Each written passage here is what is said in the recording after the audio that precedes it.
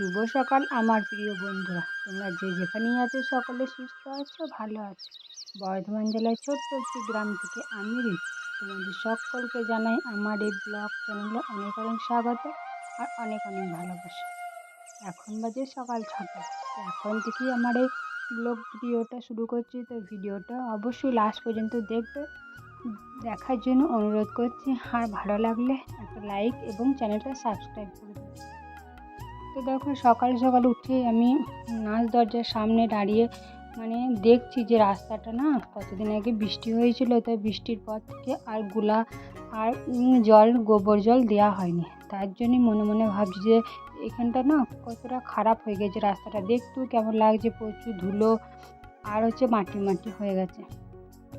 তার জন্যই আমি দাঁড়িয়ে দাঁড়িয়ে ভাবছি। আবার দেখছি যে গোবর তো আনা নাই, তাহলে আজকে আর দেবো না, কালকেই দেবো। তাই আমি ঝাঁটাটা নিয়ে এসে এখানটায় ঝাঁট দিয়ে দিলাম। আর দেখো, প্রতিদিন যেমন রোজ জল আর নাতা দিয়ে দিই, ওরকমই আজকেও দিয়ে দিচ্ছি। তারপরে কালকে গোবর নিয়ে আসবো, তারপরে দেবো।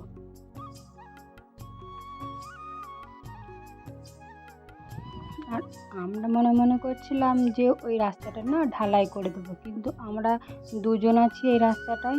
তো ওদের ঘরেও বলেছিলাম যে তোমরাও কিছু টাকা দেবে, তাহলে আমরাও কিছু টাকা দেবো, তারপর একসাথে মিলে রাস্তাটা ঢালাই করে দেবো। কিন্তু ওরা রাজি হয়নি, বলেছে আমাদের কাছে এখন পয়সা করে কিছু নেই, তো আমরা এখন দিতে পারবো না। তো আমরা দেখলাম ওরা যখন দিতে পারবো না, তাহলে আমাদেরও এখন দেওয়ার দরকার নেই, যখন পারবে তখন হবে। আর রাস্তাটা ধুলো কাদার জন্য বাড়িগুলোও নোংরা হয় আর এগুলোতেও কাদা হয়। তাই রোজ আমাকে উঠোনটা ধুতে হয়। তোমরা তো দেখেছো আমার ভিডিওতে, আমি রোজ উঠোনটা ধুই এবং পিঁড়েগুলোও খুব নোংরা হয়। কী করা যাবে, কিছুই করার নেই। এখন কেউ যদি না দেয়, আমরা একা মিলে অনেকগুলো টাকা খরচা হবে, কিন্তু পারবো না। তার জন্যই এখন রেখে দিয়েছি, দেখা যাক কখন করা যায়। তো দেখো, ওইদিকে আমি কথা বলতে বলতে এইদিকে দেখো আমার উঠোনটাও ঝাঁট দেওয়া হয়ে গেছে আর পিঁড়েটাও ঝাঁট দিচ্ছি এখন আমি। তারপর পিঁড়েটা মুছে নেবো আর উঠোনটাও জল দিয়ে ধুয়ে নেবো। তো চলো, আমি তখন ঘরটা ঝাঁট দিই, তোমরা ততক্ষণ আমার ভিডিওটা দেখতে থাকো।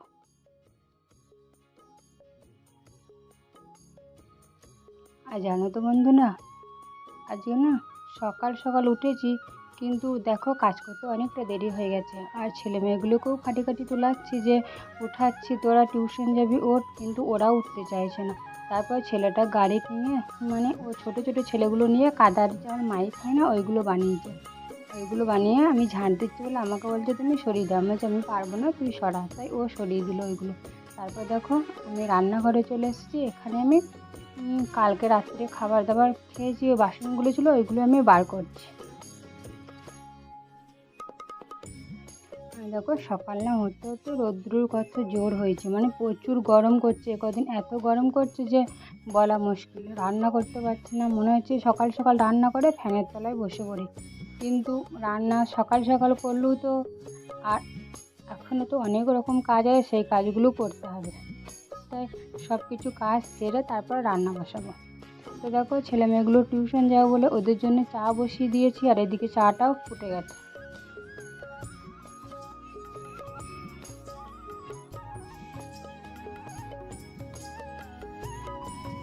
তো চাটা ফুটে গেছে, দেখো সবার জন্য চাটা ঢেলে নিয়েছি। তারপর এদিকে মেয়েটাকে মুড়ে দিয়েছি, ছেলেটাকেও মুড়ে দিয়েছি, আর আমরা চা আর বিস্কুট নিয়ে খেতে বসে পড়ি। এদিকে চা খাওয়া হয়ে গেছে, বাসনপত্র ধুয়ে তারপর আমাদের যে ঘরের পিছনে যেই আছে না, যে পুঁই গাছ লাগিয়েছি, পেয়ারা গাছ, ফুল গাছ আছে, ওইগুলো একটু ঘাস হয়েছে, ওইগুলোই পরিষ্কার করছি। কতদিন ধরে পরিষ্কার করা হয়নি, বর্ষা হয়েছিল তো, তার জন্যে জল হয়েছিল, দিয়ে ঘাস বেরিয়েছে, সেগুলোই পরিষ্কার করছি। আর দেখো, পুঁই গাছগুলো সব নিচের দিয়ে নেমে গেছে। আর কুমড়ো গাছটা জানি না কুমড়ো গাছটা কী হয়েছে, শুধু কুমড়ো গাছটা ফুল হচ্ছে কিন্তু ফল নেই। আর কুমড়ো গাছটা ছাদে দিয়ে আছে বলে ওইটা রৌদ্র তাপে না কুমড়ো গাছটাও মরে গেছে। তার জন্য আমি সব দেখো ফেলে দিচ্ছি কেটে, আর যেগুলো ঘাসগুলো হয়েছে ওইগুলো পরিষ্কার করছি। আর একটা দাদা আছে, ওই দাদাটা বলছে তোমাদের পুঁই শাক হয়েছে, তাহলে আমাকে দেবে। তো আমি বললাম ঠিক আছে। তাই দাদাটার জন্যই আমি পুঁই শাকগুলো কেটে নিই। আমাদেরকে হয়তো পুঁই শাক খায় না, ভালো খায় না, মানে 4-5 দিন পর কি 1 সপ্তাহ পর মন হলো তারপরে রান্না করি, তাছাড়া ভালো লাগে না খেতে। আর আমার ছেলে আর মেয়ে তো খায়ই না। আর দেখো এই জলের ধার থেকে আমাদের বাড়িটা কত সুন্দর লাগছে দেখতে। এখনও প্লাস্টার করা হয়নি, তা করবো মনে করছি, কিন্তু পয়সা কড়ির জন্য এখন একটু পিছিয়ে আছি। যখন প্লাস্টার করবো তখন তোমাদের সাথে অবশ্যই শেয়ার করবো। আর দেখো আমি কথা বলতে বলতে অনেকগুলো পেঁয়াজ কেটে নিয়ে চলে এসেছি। তারপরে হচ্ছে চিংড়ি মাছ নিয়েছিলাম আজকে, ওইগুলোই বেছে নিচ্ছি। আজকে পটল আর চিংড়ি রান্না হবে। আর এখন চিংড়ি মাছ হচ্ছে আমাদের পাড়াতে বিক্রি করতে এসেছিলো, ওইগুলো দাম 100 হচ্ছে 30 টাকা নিয়েছে, মানে 300 টাকা কিলো। তারপর চিংড়ি মাছটা বেছে ধুয়ে রেখে দিয়ে তারপর আমি কলতলায় বাসনগুলো ছিল ওইগুলোই মেজে নিচ্ছি। কালকে রাত্রেকার বাসন আছে ওইগুলোই মেজে নিচ্ছি। তারপর মেজে জামা কাপড় কেচে তারপর চান করব। আর ছেলেটাকে দিয়েছি, আমি বলেছি মোবাইলটা একবার ধরে দে, তো ও বলছে যে আমি পারবো না, তুমি নিজে নিজে ধরো। আমি বলছি নিজে নিজে আর কি হবে, তো তুই একটু ধরে দে না। তো বলছে আমি স্কুলে যাব, তুমি তোমার ভিডিও করবে, তুমি নিজেই ধরো। আমি বলছি নিজে ধরলে আমি বাসনগুলো ধুবো কী করে। তারপরে বলার পরে ও একটু ধরে দিল ক্যামেরাটা। তারপর দেখো আমি বাসনগুলো ধুয়ে নিচ্ছি। যখন বাসনগুলো ধুতে থাকি তোমরা তখন আমার ভিডিওটা দেখতে থাকো।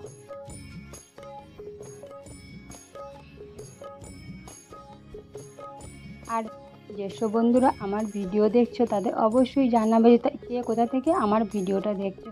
আর ভিডিওটা যদি ভালো লাগে অবশ্যই লাইক আর চ্যানেলটা সাবস্ক্রাইব করবে। তারপর দেখো বাসনপত্র ধোয়ার পর আমি স্নান করে চলে এসেছি। তারপরে এসে আমি হচ্ছে রান্নাঘরে এসে আমি জলগুলো ধরে নিয়েছি, মোটর চালিয়ে জলগুলো ধরে নিয়েছি। আর এদিকে আমি রান্নাটাও বসিয়ে দিয়েছি। আর হচ্ছে সবার মুড়ি খাওয়া হয়ে গেছে, আমার এখনও মুড়ি খাওয়া হয়নি, অনেকটা বেলা হয়েছে, মানে অনেক রকম কাজ করতে হয়েছিল, তো কাজগুলো ছিল, কতদিন ধরে জামা কাপড় ধোয়া হয়নি। তারপরে হচ্ছে ওই ঘরের পিছনে যে ঘাসগুলো হয়েছিল ওইগুলো পরিষ্কার করেছি। তারপরে প্রায় 10:30টার মতো বাজে, তাই সবারই খাওয়া হয়ে গেছে, আমার এখনও খাইনি, তাই মুড়ি নিয়ে আমি খেতে বসে পড়েছি। দেখো খাওয়া দাওয়া হয়ে গেছে। আর ওইদিকে ভাত বসিয়ে দিয়েছি, আর এদিকে আমি সবজিটা কেটে নিচ্ছি। তো দেখো এখানে সবজিটা কেটে নিয়ে এসেছে আলু, পটল আর হচ্ছে পেঁয়াজ। আর এদিকে আছে বাঁধাকপিটা 2-3 দিন আগে নিয়ে এসেছিলাম, ওইটা কালকে রান্না করবো। আজকে অনেকগুলো রান্না হবে বলে আজকে আর রান্না করবো না। তো দেখো আমার ভাতটাও হয়ে গেছে, তারপরে চিংড়ি মাছটাও ভেজে নিয়েছি, আর এইদিকে পটলটাও ভেজে নিচ্ছি। আর ওই পাশে আলুটা ভাজতে দিয়েছি। আলু দিয়ে কালকে রাত্রেবেলা একটু মাংস নিয়ে এসেছিলো, তো ওই মাংসটাই ছিল, ওইটাই রান্না করব।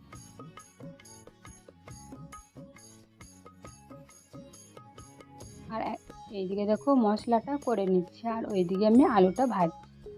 আমি যখন আলুটা ভাজতে থাকি আর তোমরা ভিডিওটা দেখতে থাকো।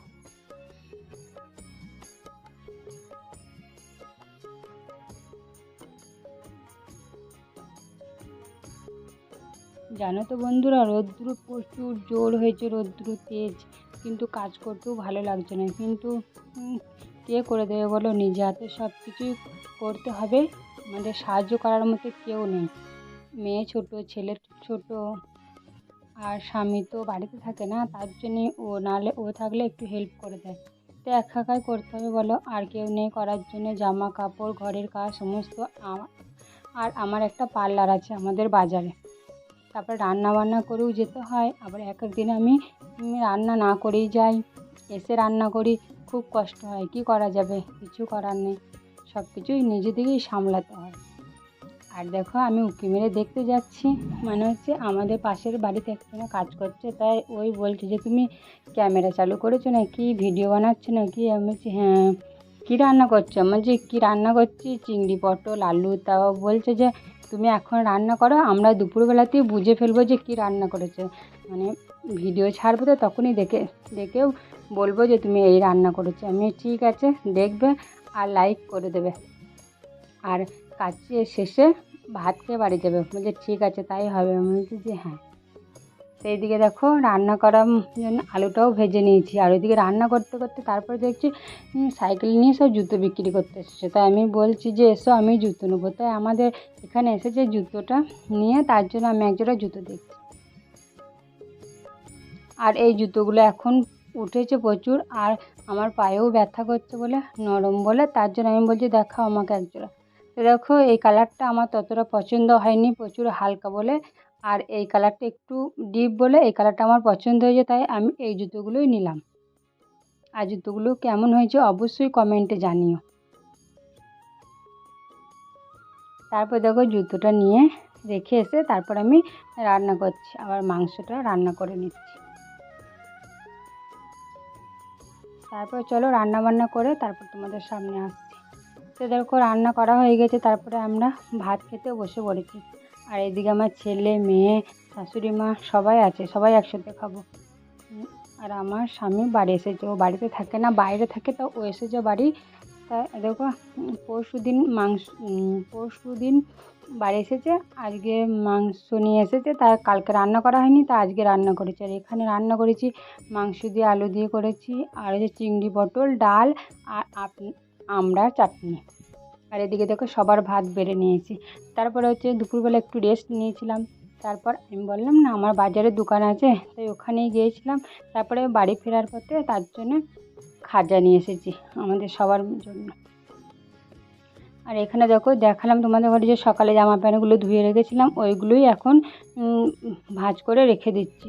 মানে সারাদিনের মতো তো টাইম হয় না, তা সন্ধেবেলা যে টাইমটুকু ওই টাইমেই আমাকে এই কাজগুলো করতে হয়, তাই ওই কাজগুলোই করছি।